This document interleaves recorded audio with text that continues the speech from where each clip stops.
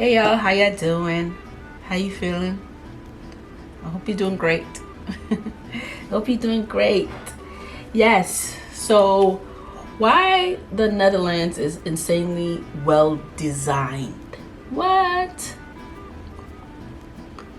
Why is it? I don't know. Let's find out. This is a map of bike path density in Europe. All the purple lines are bike paths, and if you divert your attention to the left part of this map, you'll see a coastal country with a lot of purple lines. This is the Netherlands, a densely populated country that knows a thing or two about designing brilliant infrastructure. Oh my God. And the bike paths play a significant role in that. See, with a population of 17.4 million people and a landmass of approximately 41,500 square kilometers, the Netherlands is smaller in size yet more densely populated than most European countries. So, in order to navigate that, they've come up with effective and interesting ways to handle population movement in and around their country. The most notable of which is, of course, the cycling infrastructure. And yes, it is as serious as everybody says it is, as it enables the I saw a video how you move the thing to get your bike out of it. It's so cool. I like whoever designed it. It was very smart. 23 million bikes that are in the Netherlands to roam the streets. Gotta be fun. And by the way, 23 million bikes means that there are 1.3 bikes per capita. That's absolutely insane. I mean, what would the bike per capita be in the United States? Maybe 0.5? What? It's 0.3. That would mean if you met an American, there is a greater chance they're obese than them owning a bicycle. Mad. Anyway, when you... Wow, the shade. He's throwing shade. It's okay. It's okay. I was going to say that people who ride bikes a lot, it has to be in shape. That's another way of exercising. Like, you gotta be in good shape, man. You have to. If you've been riding a bike a lot, I know you're in a good shape. You combine the Netherlands bike infrastructure with its amazing public transport, you get a ridiculously smooth and efficient system. Here's how it works in Amsterdam. Commuters will use their bikes to get to and enter transit stations, where they simply park their bikes in these enormous bike parking garages. Then they'll travel on either a bus, tram or train to their final destination. But most of the time the fastest and most convenient option is simply taking the bikes to the final destination. But why is cycling the most convenient option? What has the Netherlands done for this to be the case? Saving money. Well, the country has made cycling incredibly easy, with 32,000 kilometers of bike lanes that aren't just a small strip along a heavily trafficked road. Now, the Dutch do things differently. They have marked out red asphalt pavements like this strictly for cyclists. The only time cars and bikes end up on the same road is when the speed limit is less than 30 kilometers an hour and car volume is low. Alright, so I wanted to mention that I never seen this video before, but I react to another video like this because they're pretty much talking about the same thing. Because I did react to a video like this where they talk about bikes out there and the lane and all the other stuff. So yeah. Any higher than that and there's a clear separation like this one, even on highways and roundabouts. But the Netherlands is a whole lot more than just biking and their capital city, Amsterdam. And to be honest, the most impressive infrastructure in the Netherlands is not in Amsterdam. To see that, we have to go to Utrecht, a city that lies right here south of Amsterdam. It hosts the largest bike parking facility in the world. Room to park over 12,500 bicycles, and it has 24/7 camera surveillance. Now, I know what you're probably thinking. There's no way this can be replicated in other countries. This is alien-like. But that's a myth. And there's a very simple reason for it. Just take a look at Rotterdam. During World War II, the city was practically demolished and... Imagine parking all those bikes here in New York. Them bikes will be gone. You wake up in the morning, you can forget it. Your bike is gone. I don't know how it is over there, but yeah, them bikes will be gone. Looked, well, like this. The Dutch had to rebuild everything, and they chose to go for an automobile-centered design, which is exactly how North American cities were built too. And considering where the Netherlands is today, it's crazy to think that many Dutch cities were heading in this direction too. But by the 70s, Rotterdam residents were tired of major road fatalities and plummeting cycling and walking culture. So they demanded reform, and the regulators listened. Public transportation was then... That's good. You know, your people are listening to you. For the people who talked up about this, the fact that your people listen and they did something about it, that tells a lot. Heavily invested in, and roads were rebuilt to facilitate bike lanes, after which cycling regained its popularity. This just goes to show that even North American cities can do this if they choose to do so. Yeah, but the we should do it determinism over here. and people-centered planning of the Netherlands extends out of the cities and into Dutch suburbs as well. To bring this point home, let's compare typical Dutch suburbs to those in a state that's just as bustling and growing. In the United States, Florida. All right, so let me. I want to say something. So here in New York, I'm starting to see more and more people riding bikes. I'm seeing more people riding the electric scooters. That's what you call electric scooters. I'm seeing more people.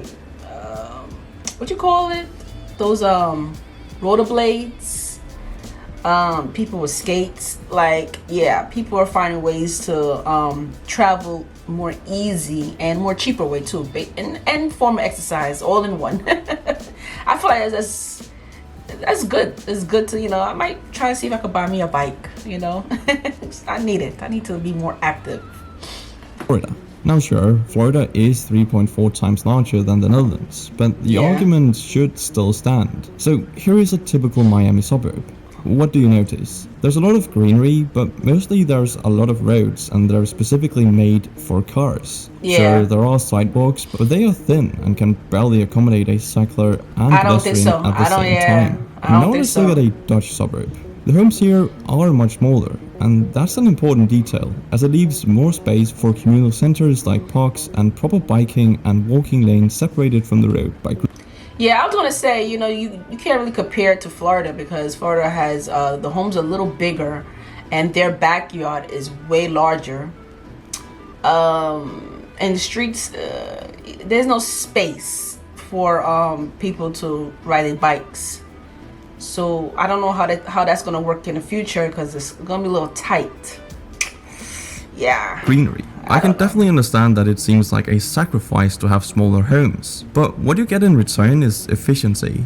And if time is the most valuable thing we have, then this system is superior. And while Dutch efficiency has become somewhat of a trademark for the country, things weren't always so blissful and enviable. You see, technically speaking, a large part of the Netherlands should not exist, and this is what amazes me the most. See, the Netherlands was notorious for constant flooding thanks to its low elevation and closeness to the North Sea. But the Dutch have found a way to beat the ocean multiple times. This is the reason why nearly 20% of the land in the Netherlands is reclaimed land from the many marshes, swamps, lakes, and of course the sea. But how? Well, 2 words. Delta works.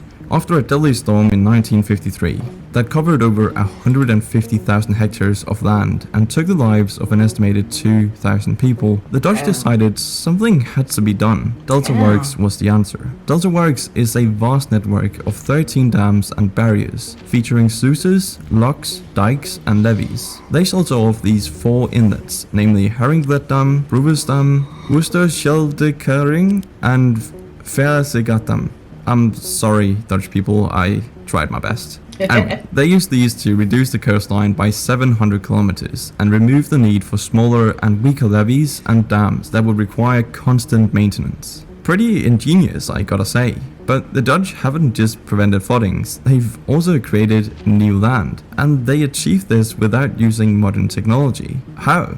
Well, first they would section off the areas they wanted to reclaim, whereafter they would drain the water out by harvesting the energy of the wind using, of course, windmills. This created flat plains comprised of a very unique soil that happens to be perfect for growing tulips. And this is why the Netherlands account for 80% of the world's tulip exports, which is kind of strange. This is what?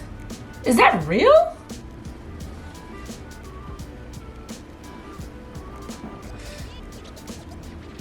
That is beautiful to think about. But today, these waters and innovations have earned the Netherlands some pretty envious titles, including the largest storm surge barrier in the world, that laid the ground for the largest and most efficient seaport in Europe, the port of Rotterdam. Located here in the delta of the Rhine and Meuse rivers, Rotterdam is in a perfect strategic location for ships coming from or going into the North Sea. To understand the sheer size of this port, Here's a map of Manhattan laid on top. As you can see, the port of Rotterdam is about 1.5 times the size of Manhattan. Oh yeah. It's huge. And with 82.5% of the Netherlands' GDP coming from exports, it's fair to say that the port of Rotterdam is really important. I could go on and on about this port's efficiency, but all you need to know is that it wins best port infrastructure year after year. The Dutch are incredibly talented at designing great infrastructure. As I said that, they smart.